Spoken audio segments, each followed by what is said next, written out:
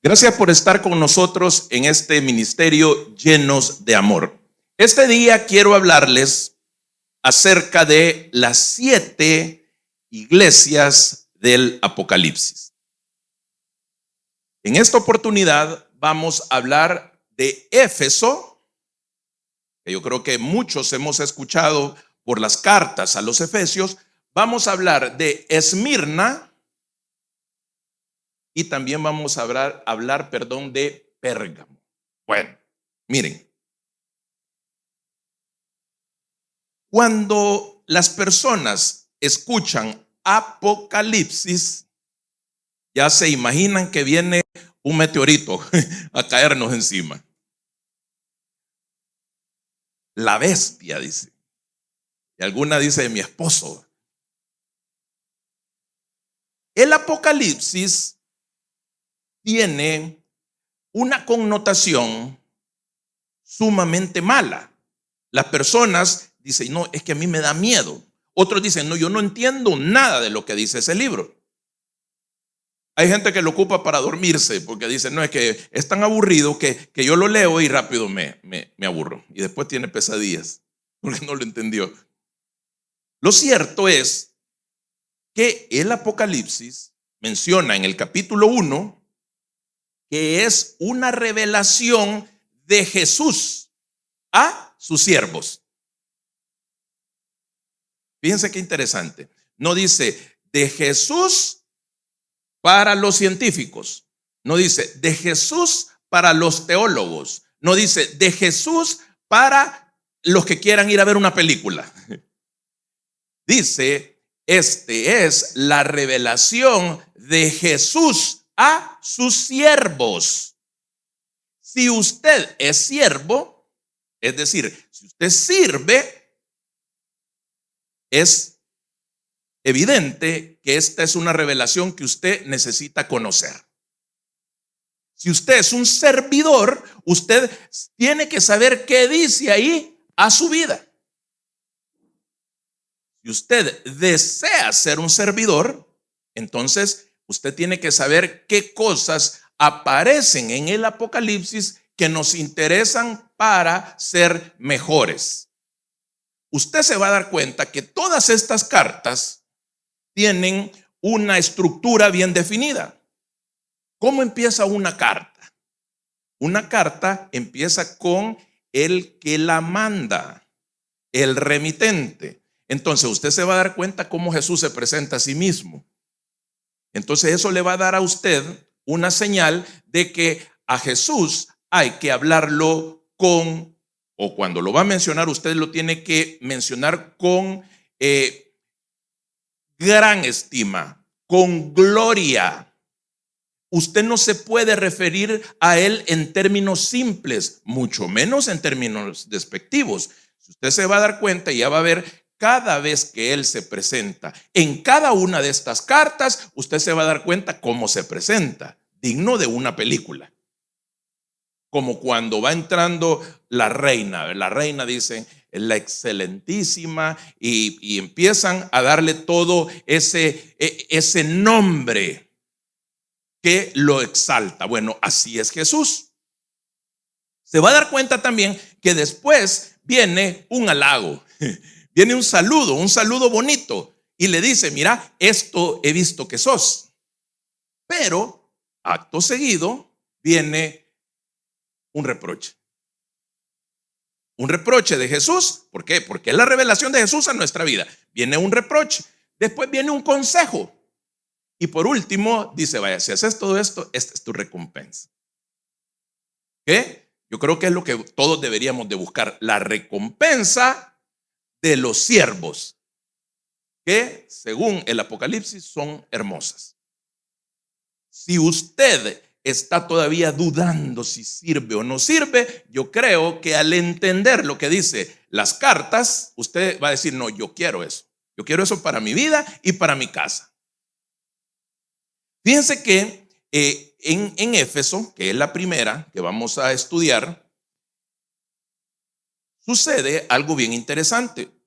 Estas cartas fueron reveladas a Juan. Y alguien puede decir, ¿qué Juan? Porque en la Biblia, al principio de los evangelios, aparece un Juan, que era el que bautizó a Jesús. Ese Juan se le conoce como Juan el Bautista por la función o el servicio que prestaba.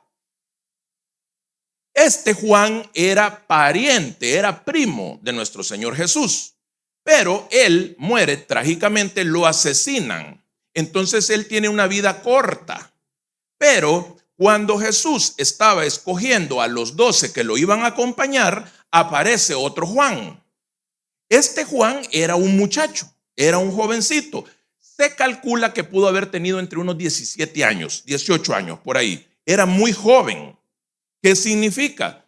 Que alguien va a decir, no, yo voy a reconocer a Cristo ya cuando tengo unos 40. Ya cuando esté algo potreado como el pastor y que yo ya me haya aburrido de andar fregando ahí. Primero, yo voy a disfrutar la vida, puede decir alguien. Bueno, este Juan encuentra a Cristo 17 años, 18 años, por ahí.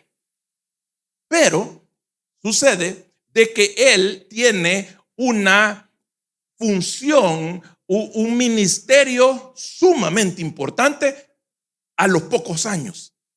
Más o menos parece que el ministerio de nuestro Señor Jesús llega hasta los 33 años de él, y si había conocido a Jesús de 17, probablemente cuando él recibe el primer gran ministerio que se le asigna, él podrá haber tenido unos 20 años. Es bien importante que ponga atención en esto porque si no nos vamos a perder.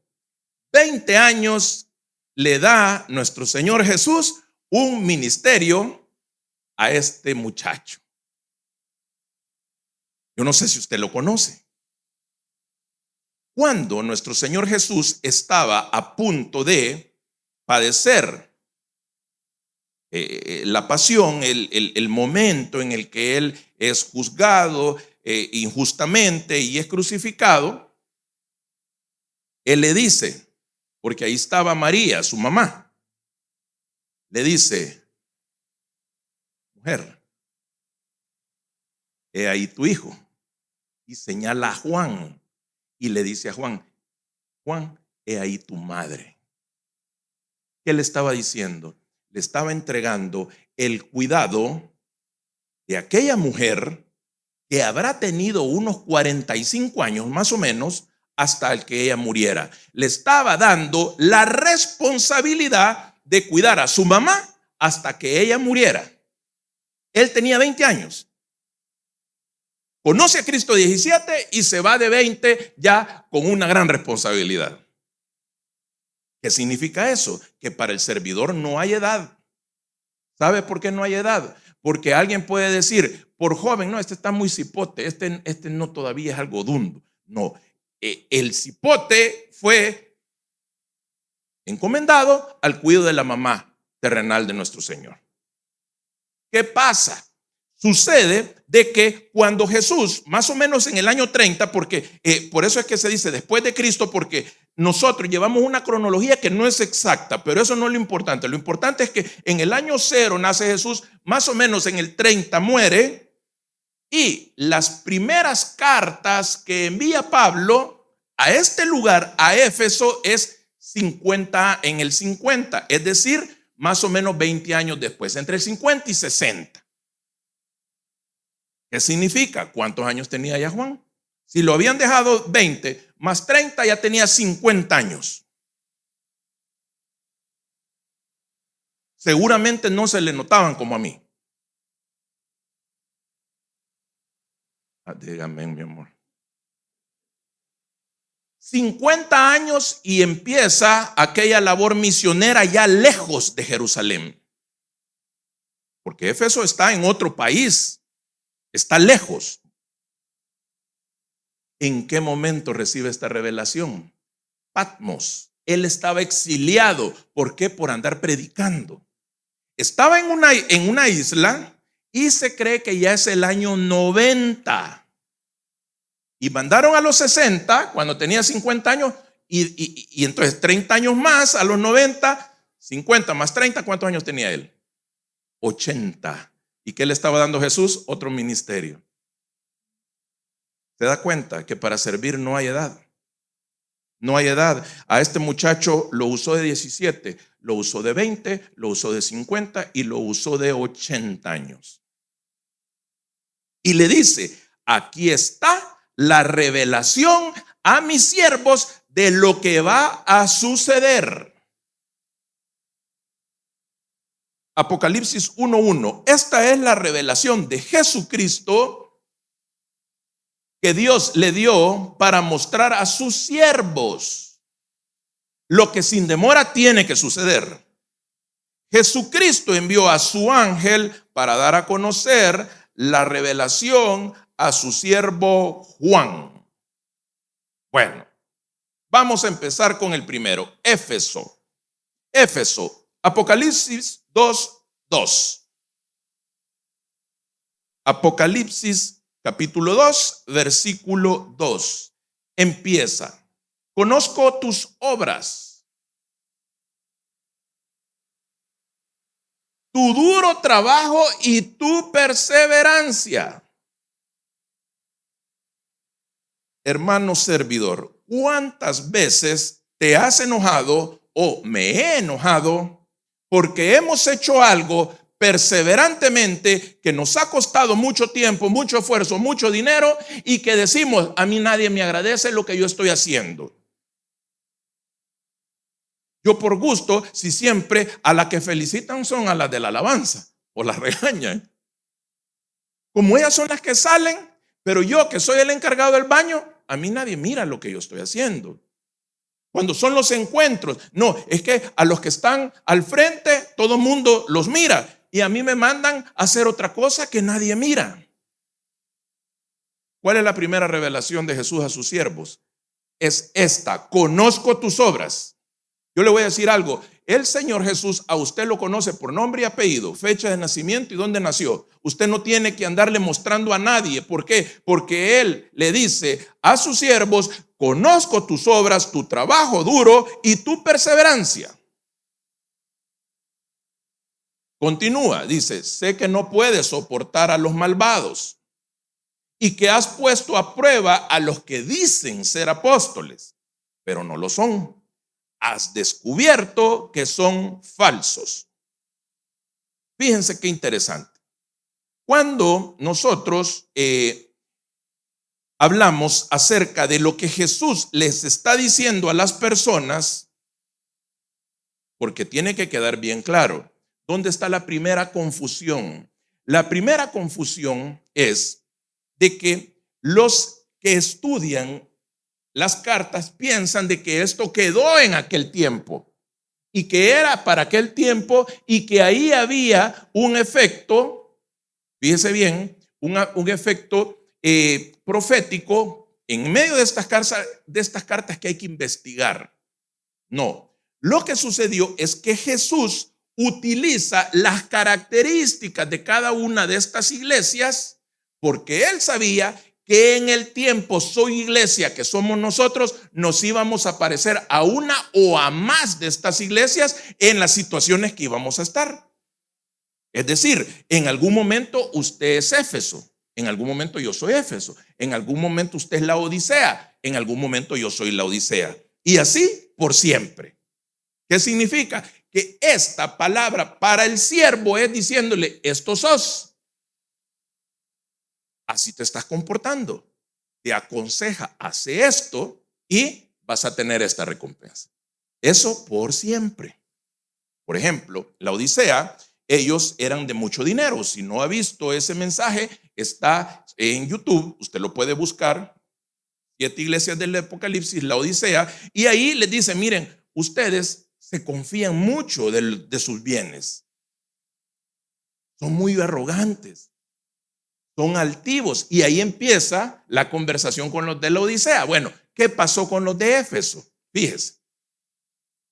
¿Quién habla? Miren, habla, esto dice 2:1, el que tiene las 7 estrellas en su mano derecha y se pasea en medio de los 7 candelabros, de oro. Fíjense cómo se está presentando Jesús. Cada vez que vas a servir, tenés que referirte a Él en ese grado de magnificencia. Te vas a dar cuenta cómo sigue presentándose en las siguientes cartas. Bueno, conozco tus obras. Éfeso fue la base, digamos, el centro de operaciones de la evangelización de todas esas ciudades. Éfeso fue el primer lugar al que se llegó. Pablo pasó mucho tiempo, de hecho es el lugar donde más tiempo pasó predicando. A ese lugar, yo no sé si usted recuerda, en los Hechos aparece una mujer que se llama Priscila y un hombre que se llama Aquila. Bueno, esta es una pareja de esposos que eran comerciantes como Pablo, ellos tenían negocio y ellos fueron expulsados de Roma. ¿Por qué? Por andar hablando de Jesús. Fueron exiliados primero a Corinto y después llegaron a Éfeso. Gente de dinero, y fíjese bien, siervos. Ojo, Priscila es la mujer y Aquila es el hombre. Cuando usted, hasta la actualidad, usted se va a dar cuenta que primero va el nombre del hombre y después va el de la mujer, ¿verdad? Bueno, cuando se menciona, nunca usted va a encontrar que diga Aquila y Priscila. No, Priscila y Aquila. ¿Qué significa esto?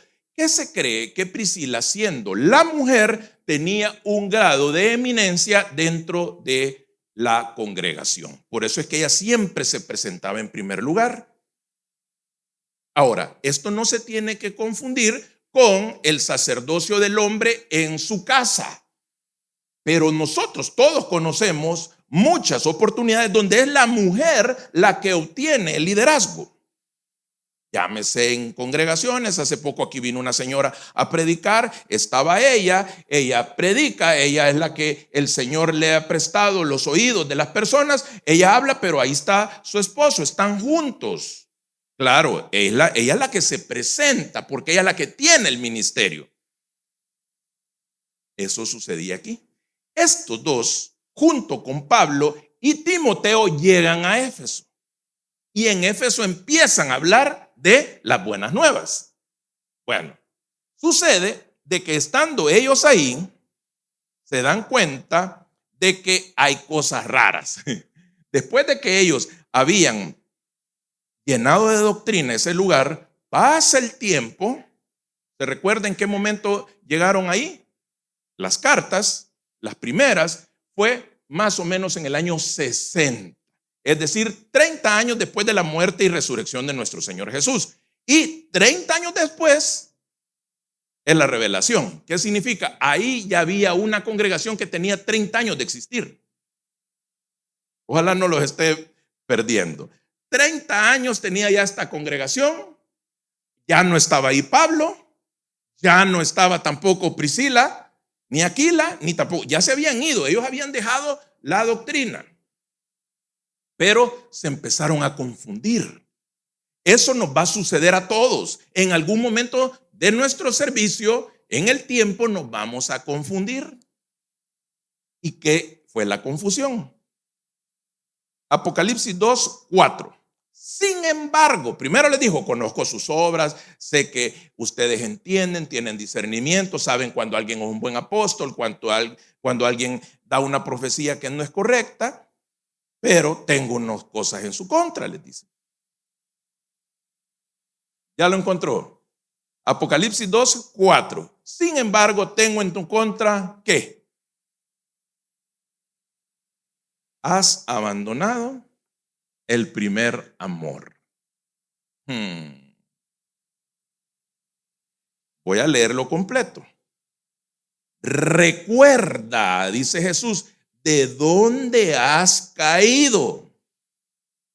Arrepiéntete y vuelve a practicar las obras que hacías al principio. Si no te arrepientes, iré y quitaré de su lugar tu candelabro.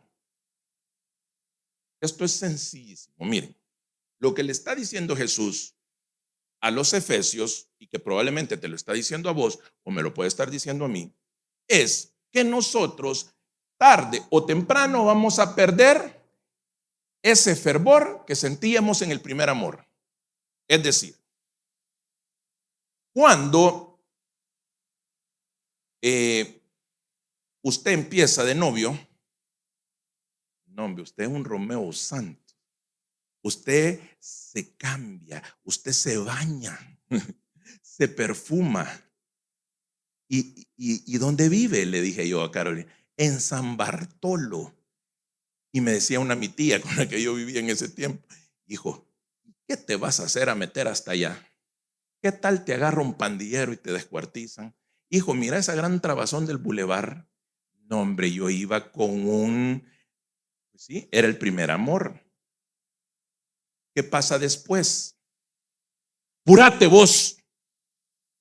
Púrate. ¿A dónde querés que te vaya a traer? No, hombre, venite en Uber. El primer amor se perdió, ¿verdad?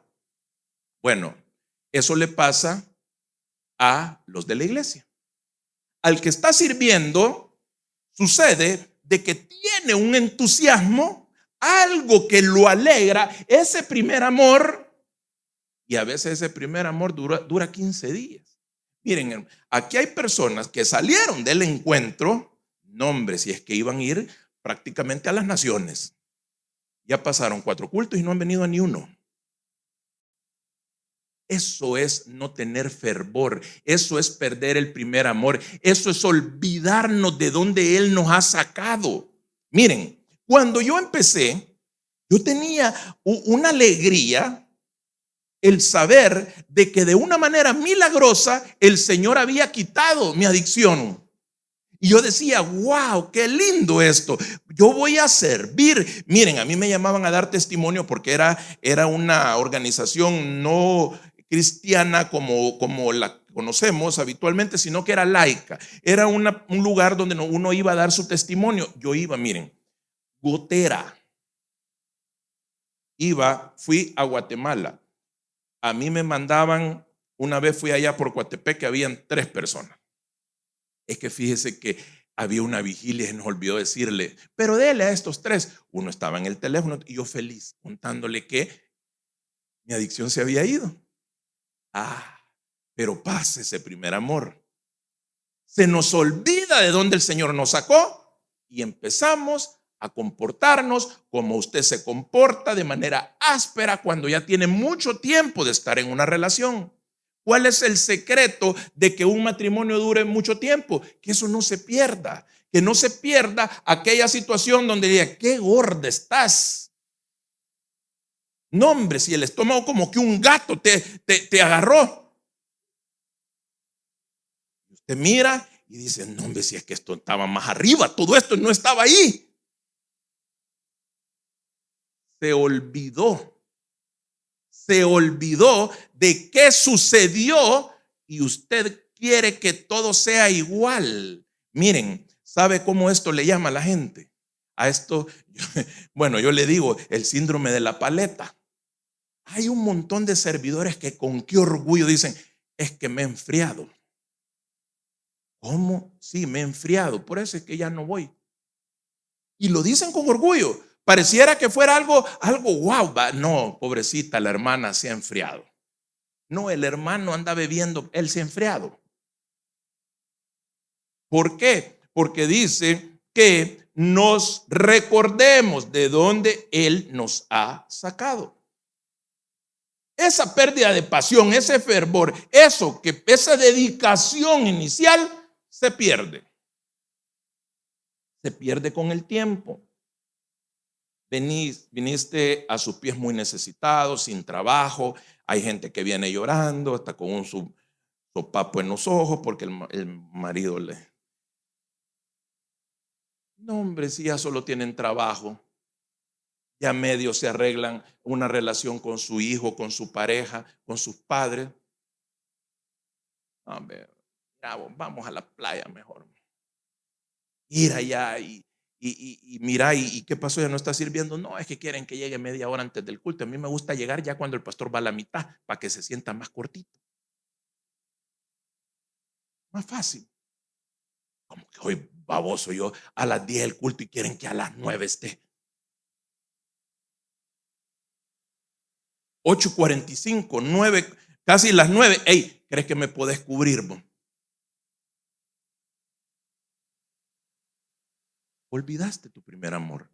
Aquella pasión, aquello de que no te aguantabas. Porque llegara el momento del culto, el momento que vas a predicar, el momento que vas a adorar, eso se perdió.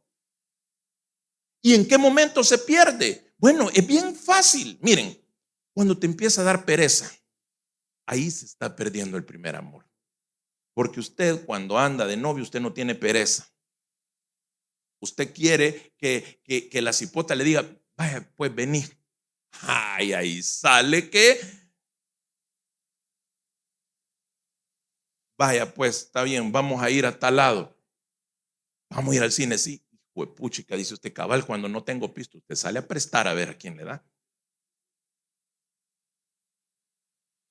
Viene, usted es tan lindo que le dice, ¿querés palomitas? Sí, le dice ella, y usted, ay, ojalá que hubiera dicho que no, porque es más cara las palomitas que el cine. Y compra, y vos no vas a querer, no, vieras que ando un poco mal. Come vos, mi amor. Es una belleza, eso se pierde, dice. Eso se pierde cuando vos empezás que, miren, es más importante un trabajo, es más importante una cena. Yo no sé qué es más importante. Más importante que el servicio, dice, es cualquier otra cosa. Ahora, ese desgano, eso que, miren, cuando vos empezás y decís, no, yo ya no quiero hacer lo que dice la palabra, bueno, empieza el primer amor a caer, que dice en el 7, el que tenga oídos, que oiga lo que el Espíritu dice a las iglesias. Al que salga vencedor, le daré derecho a comer del árbol de la vida. ¿Cuál es el árbol de la vida? El árbol de la vida es cuando usted restaura la enemistad que tiene el mundo con Dios. ¿A través de quién? A través de Jesús. ¿Qué significa? Que la persona que quiere estar en esa comunión, mire lo que dice después, que está el árbol de la vida, ¿dónde está? Está en el paraíso de Dios. El paraíso de Dios representa un lugar, un estado, una situación en la que usted está con Él todo el tiempo. Y ese lugar es hermoso. Ese lugar es un lugar donde hay abundancia, donde hay belleza. Yo no sé, a mí me encantaba ver esos libritos que pasaban dejando una religión, unos hermanos que decía, este es el paraíso. Y salía el hombre así, va con unas uvas, y salía un tigre, y un niño le estaba sobando la cabeza al tigre. El tigre no se comía al niño, y todo era precioso. Aquí pasaba el rillito no tenía piedra, no tenía lodo, era cristalino, y ahí estaban todos riéndose.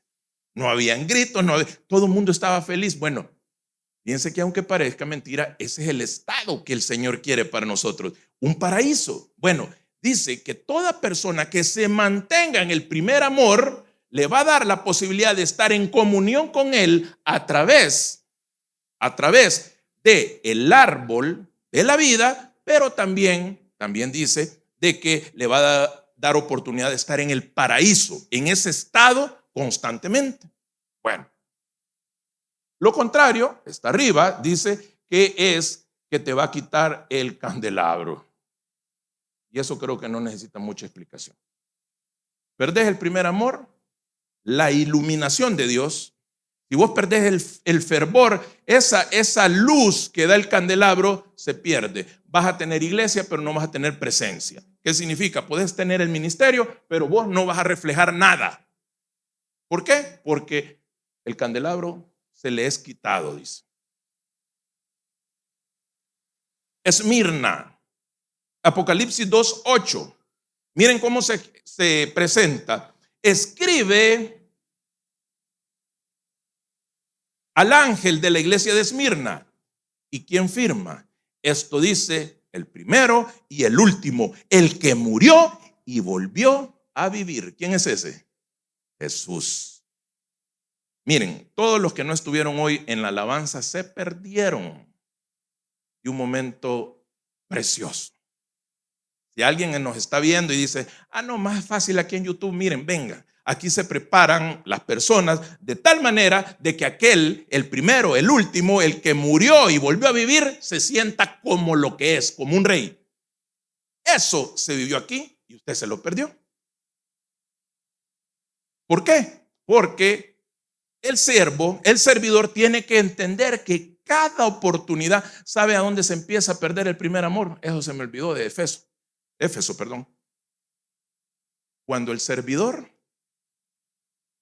empieza a olvidarse que el servicio es un privilegio y deja de llamarle privilegio a su servicio. Ahí empieza a flaquear esto. Otra vez me vas a poner así. Bueno, está bueno. No, cada vez que se te asigne algo, y esto no es coco wash, no es lavarle el cerebro a alguien. Cuando la persona, el servidor, entiende ese fervor, lo pongan a hacer lo que lo pongan a hacer, se da cuenta de que ese es un privilegio, estarle sirviendo al rey y no estar tirado de goma en la casa. Esmirna, ya se presentó el que murió y volvió a vivir. En el 9, conozco tu sufrimiento y tu pobreza. Que es Esmirna, es una iglesia que no tiene recursos y que vive sufriendo. Él le dice, conozco tu pobreza. Si hay algún servidor aquí en situación precaria, en pobreza, en sufrimiento, el Señor te dice, lo conozco. Sin embargo, Él le dice, eres rico. Aunque penses que estás sufriendo, que estás pobre, eres rico. Sé cómo te calumnian los que se autodenominan judíos y no lo son, pues solo son sinagoga de Satanás. No tengas miedo de lo que estás por sufrir. Te advierto que el diablo meterá a algunos de ustedes a la cárcel para ponerlos a prueba y sufrirán aflicciones durante 10 días. Sé fiel hasta la muerte y yo te daré la corona de la vida. Miren, ¿cuántas personas a raíz de una situación en específica son motivo de burla, de persecución? ¿De quién? De todos estos que se creen más. Cuando la persona está en una situación donde todo va mal, cree que no va a salir nunca de eso.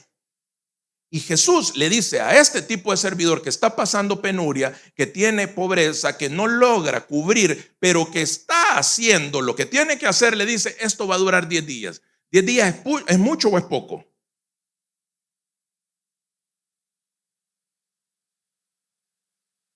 A mi criterio, creo que el Señor lo que está diciendo, esto va a durar un poco tiempo. Fíjense bien, a esta iglesia no le lanza ningún reproche. Solamente la alienta, la anima. Y miren, cuando alguien te diga, no, es que vos estás acabado por esto, esto y esto, ni Jesús te está diciendo eso. Solo te está diciendo, mantenete, esto solo va a durar 10 días. Tranquilo, esto solo, mira, si te mantenés, dice, te voy a dar, la palabra que ocupa es estefanos. Estefanos es la corona que le ponían a los griegos cuando habían vencido. Es la corona que se le da al vencedor. Eso te voy a dar si te mantenés, si te sostenés, le dice a los de Esmirna. No importa qué tanto te estén fregando, qué tanto te estén molestando porque no estás bien, porque tenés una situación precaria. Yo no sé, te dice. Sostenete, porque esto va a durar poquito tiempo. Algo interesantísimo que yo no sé qué relación guarde con esto. Saben que Esmirna es la única ciudad de las 7 que todavía existe hasta este día. Las otras 6 son ruinas y hay una que ni siquiera se sabe dónde está.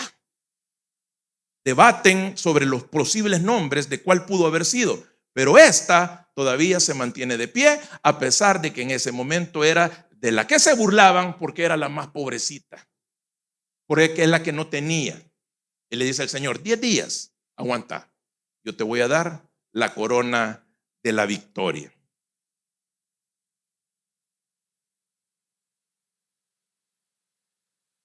Bueno, Pérgamo, ya la última. Apocalipsis 2:12. Escribe al ángel de la iglesia de Pérgamo, Esto dice el que tiene la aguda espada de dos filos. ¿Se acuerdan cuál era la espada de dos filos? La palabra de Dios. La autoridad que tiene la palabra de Dios para penetrar, dice, primero la piel, después el pellejo, después el cuero, la carne, los huesos, y llega hasta lo último del hueso, hasta el tuétano. Esa es la palabra de Dios. Bueno, aquí está hablando el que tiene la aguda espada de dos filos, es decir, el que tiene la autoridad, que es Jesús. En el 13, sé dónde vives. Ponga atención, sé dónde vives. ¿A dónde vives? Ahí donde Satanás tiene su trono. Sin embargo, sigue fiel a mi nombre. No renegaste tu fe en mí, ni siquiera en los días en que Antipas, mi testigo fiel, sufrió la muerte en esta ciudad donde vive Satanás. Bueno, Antipas o Antipas.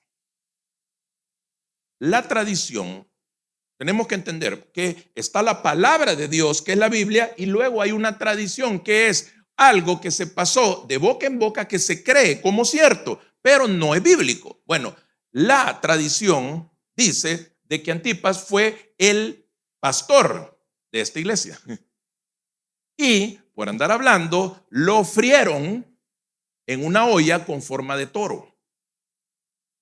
Entonces le dijeron, usted es el de esto, sí, vaya, venga. Y lo cocinaron, lo mataron. Siervo fiel, decía. Y ustedes, mi pueblo, ni siquiera ahí renegaron, o negaron, mejor dicho, su fe. ¿Qué significa? Que este era un siervo, esta es una iglesia, es una persona que se para bonito.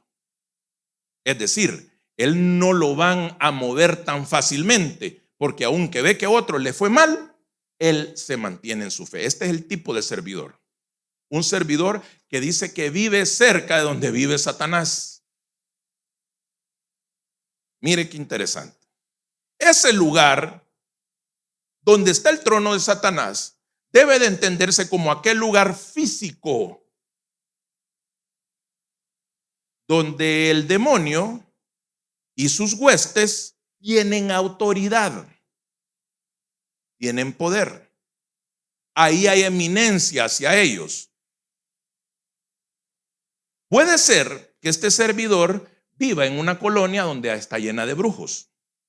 Puede ser que este servidor viva o trabaje en un lugar donde usted bien sabe que hay gente que practica adivinación o hechicería. Puede ser que usted viva en un pasaje donde hay 2, 3 maitras que en la mañana van a tirar la guacalada de agua. ¿Y esta vieja qué le pasa? Puede ser de que usted esté viviendo en una colonia donde la santería sea algo habitual, o que en su casa todavía haya culto a un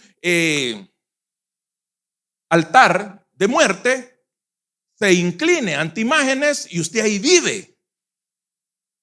Han sostenido su fe a pesar de que están en medio de aquella basura. Vive en una colonia donde todos son borrachos.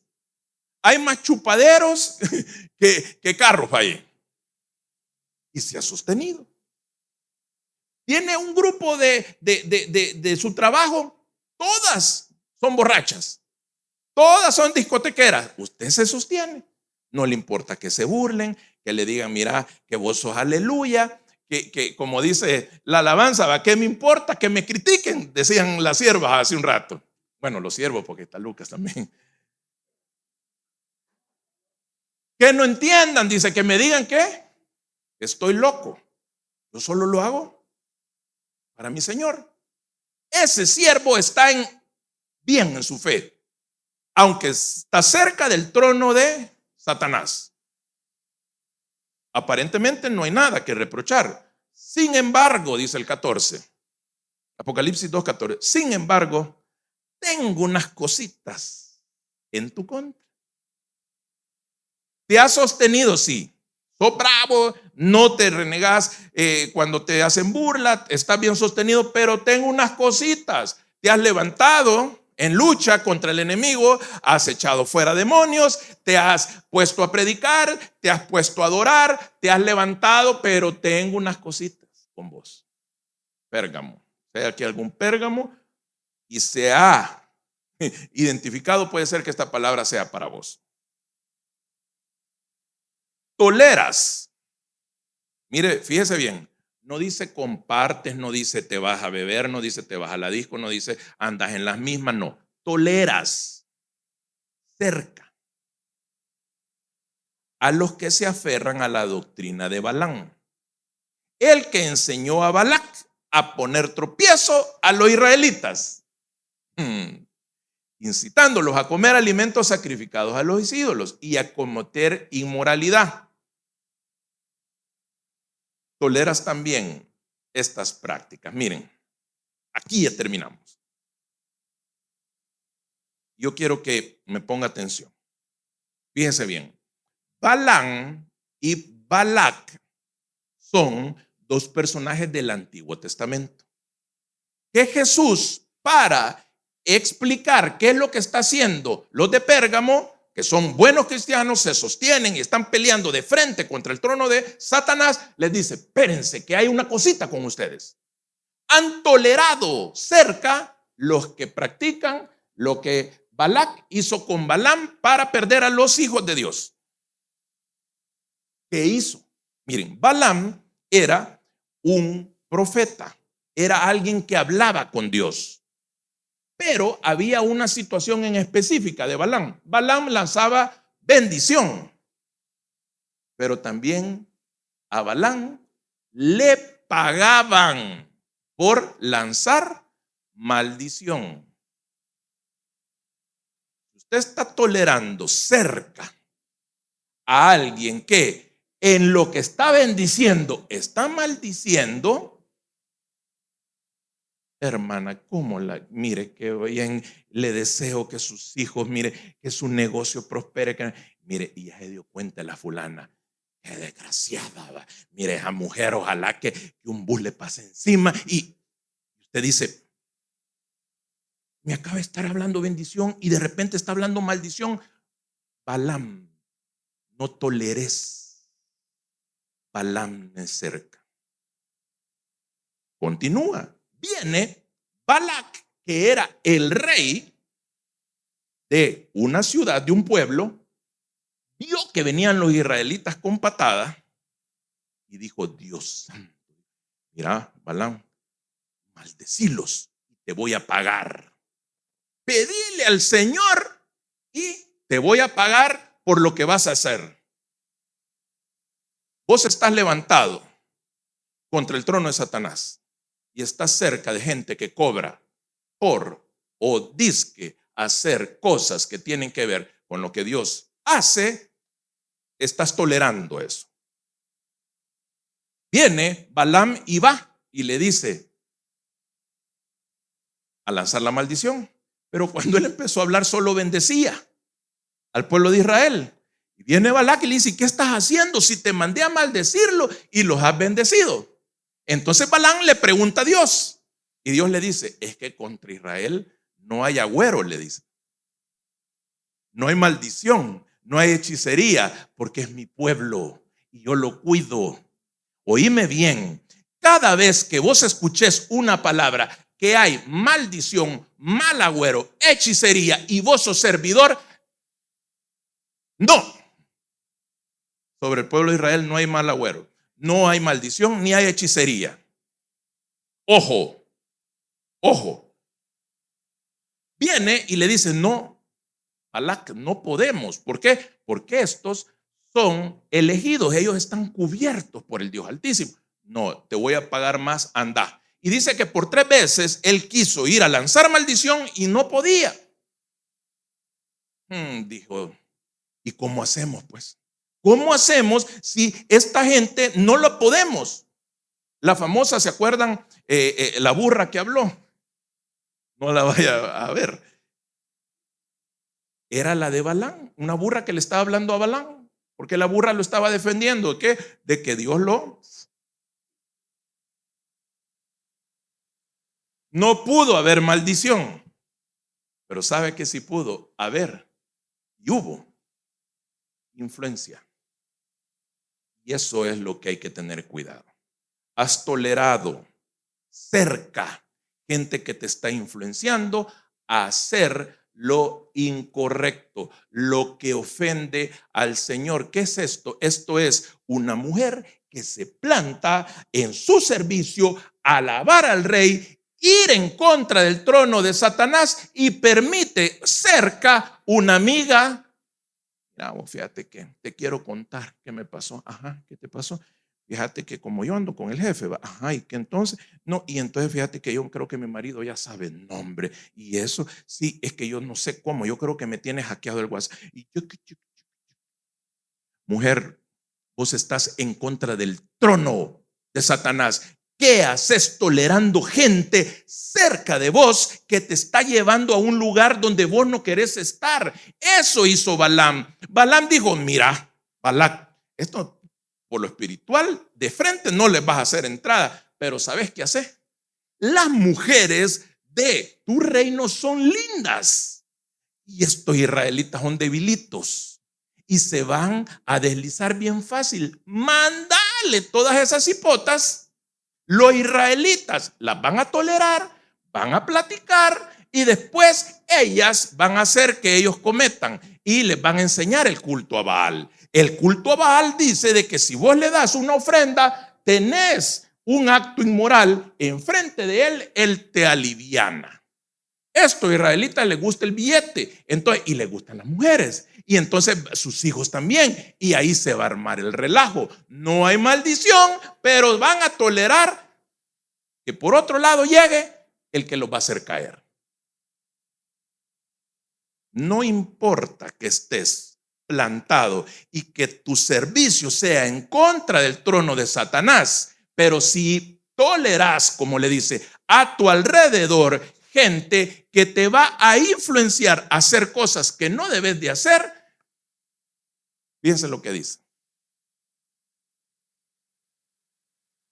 Ídolos, sacrificios, inmoralidad sexual, tropiezo. Estas situaciones te van a llevar a un lugar que no querés estar.